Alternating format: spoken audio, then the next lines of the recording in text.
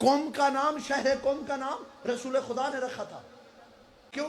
جب شب معراج رسول خدا اس جگہ سے گزرے، یہاں پہ رکے نماز پڑھنے کے لیے، تو یہاں پہ شیطان بیٹھا ہوا تھا.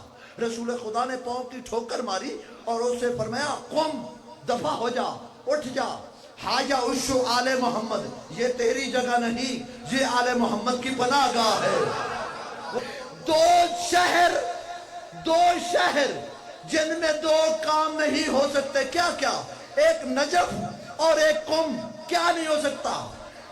قم میں شیطان نہیں جا سکتا، نجف میں کتا نہیں آ سکتا.